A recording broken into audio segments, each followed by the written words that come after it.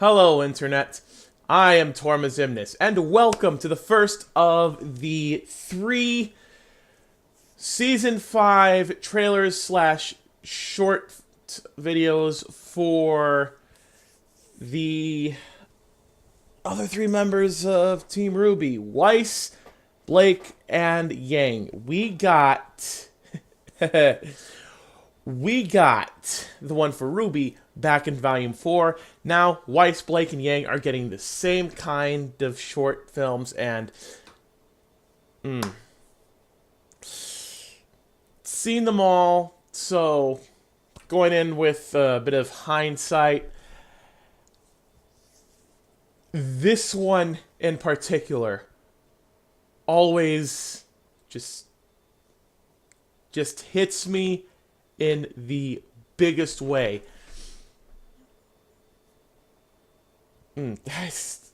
I can't really think of much to say other than that. So, without further ado, let us begin the RWBY Volume 5 Weiss character short in 3, 2, 1, now. It starts with the unexpected loss of something dear.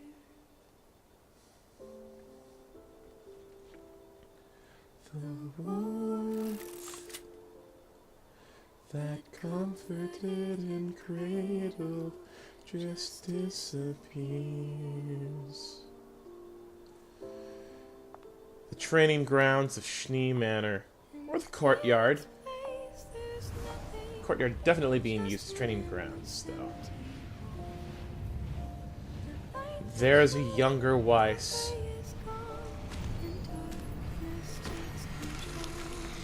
And there's the Grim summon that her sister is doing for her so that she can get some good practice. The path to isolation is littered by the dreams that lay destroyed. Here we go! Ooh! Nice! Stabbing through the spell circle. Ho! Gets a TED show! With a fire element added. It's not over.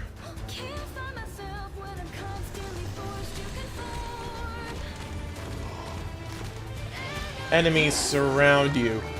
What will you do?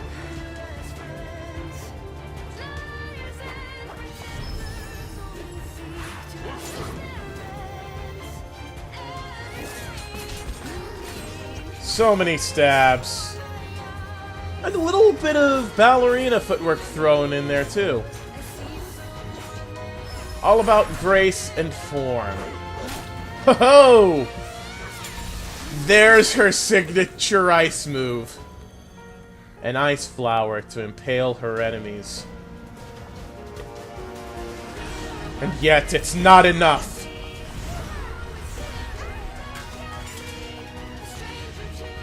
Now she has no weapon. What will she do now? Well, she's boned.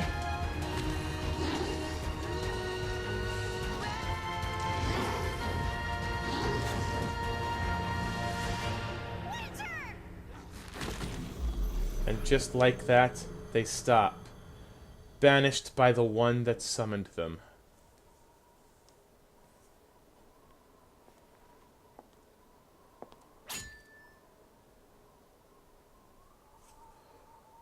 Oh, man. I'm not always going to be around to save you, Weiss. Too true.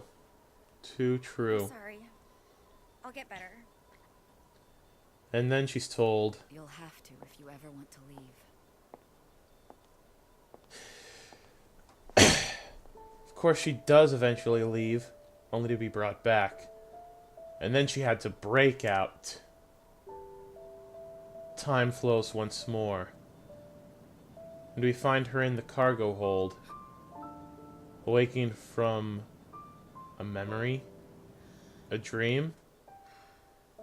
Who knows?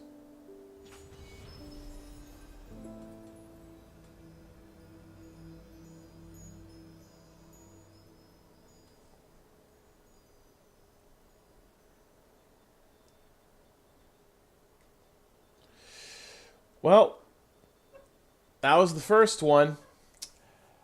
Let's dive right in to Blake's. Ah! Back in Menagerie! Yes! A little more on this place would be very nice. I don't see Blake, though. Oh, there she is. Coattails and all. Ah, doing a little bit of shopping for the day, huh? Can I ask you something? And flashback time! Why'd you join the White Fang? I wonder what brought that question on, huh? Same reason as you. But But why fight when I pass for human? Just because you pass for human doesn't mean it'll last. It's okay. You're not the first person to Hey, ask. there's Sun! I know I look just like any other human girl. And for years, that's how I was raised. We lived in Mantle with the other faunus working the mines. But my parents wanted something better for me. Ah, They they're managed to tracking enroll me in an someone. Atlas prep school. I wonder what he did to Imagine catch their that. attention. A little faunus girl from Mantle going to the City of Dreams. City of Dreams, huh? I felt like a princess. But I had to follow a set of rules. Well, dang. Rules, huh?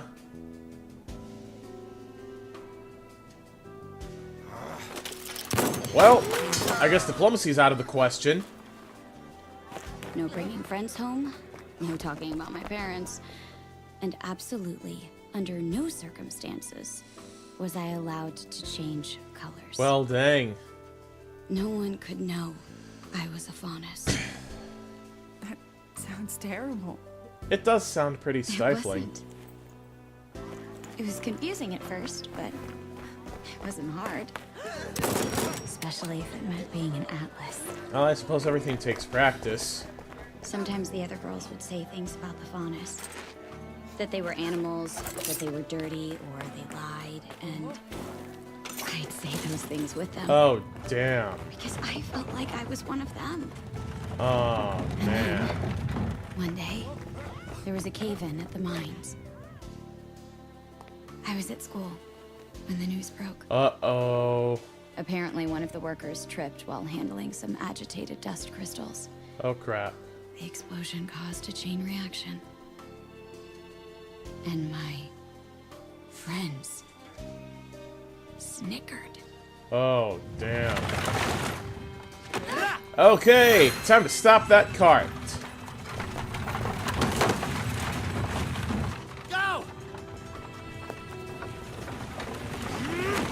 Oh, the clones do stay there even when he's moving. Every inch of me turned blue as I wept. Well And then. suddenly, all the girls that I'd laughed and played with were scared of me. Just because she changed color, huh? I'm sorry. Don't be. I broke their teeth. Oh, damn. Broke their teeth, huh? And there's Ilya. She just can't bring herself to attack Blake directly.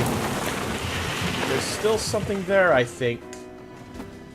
I do hope Ilya snaps out of it eventually. She seems like a decent person. What happened? He got away. And she could be an interesting addition to the character dynamics. Sorry. You froze too, Blake. You had a chance to take her, and you didn't. You couldn't. And there's Ilya, watching from afar as her friend walks off into the distance.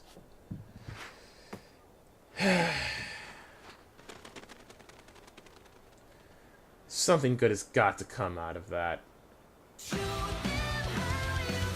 I mean, Ilya is not an evil person.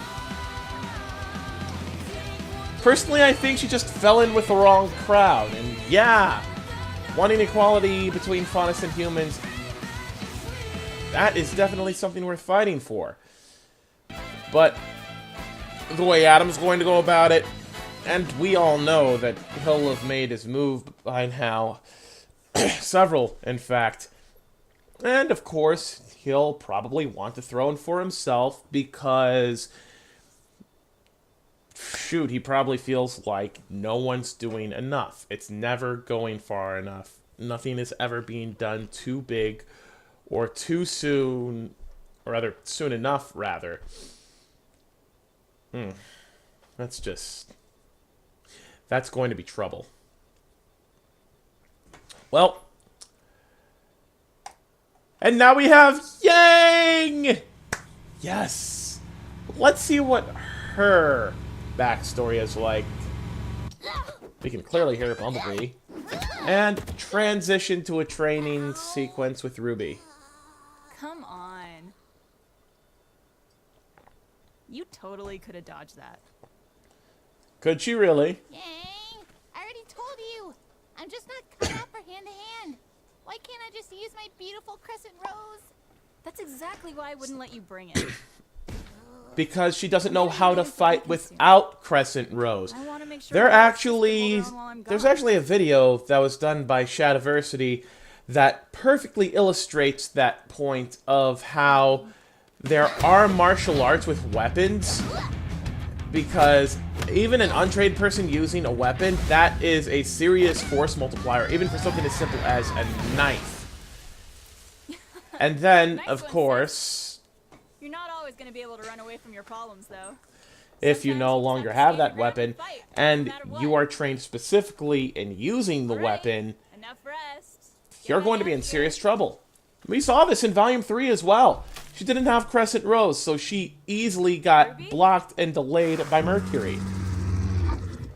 Here's a Grim. It's an Ursa.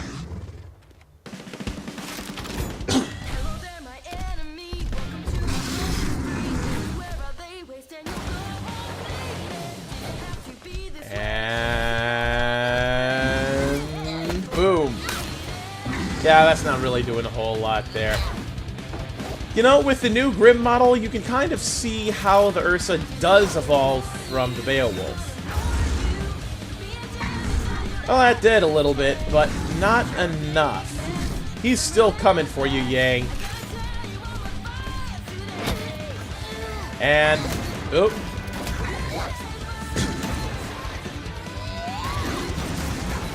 You can see that she's definitely less experienced of a fighter in this as opposed to the more recent episodes.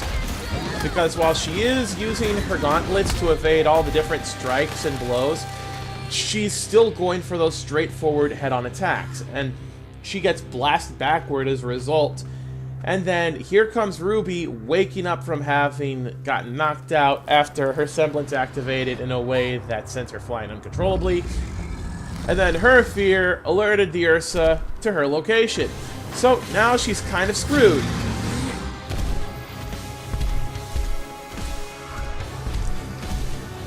And Yang's like, oh, hell no. And there goes Yang's aura. Yep, she's down. But she's not out. She's going to punch right on through. What do you know? That actually broke his limb. And now it's dead. It would have been perfect if, like, a tree nut would have just fallen off of the tree and hit her on the head, just for that little bit of comic relief. It's okay. I've always got your back, sis. Yep. And now switch back to the present with her being on Bumblebee. And yeah, she's going somewhere. Definitely has something in mind. We are going to see exactly what that is.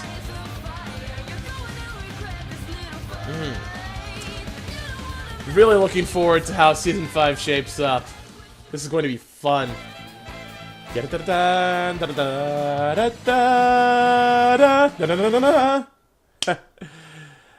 Alright, well, that is definitely making for an interesting start of the season. Initially, I wasn't really going to cover the trailer shorts because I was thinking, you know, they're trailers. They're previews, in a way. But at the end of the day, I thought about it and I realized, you know,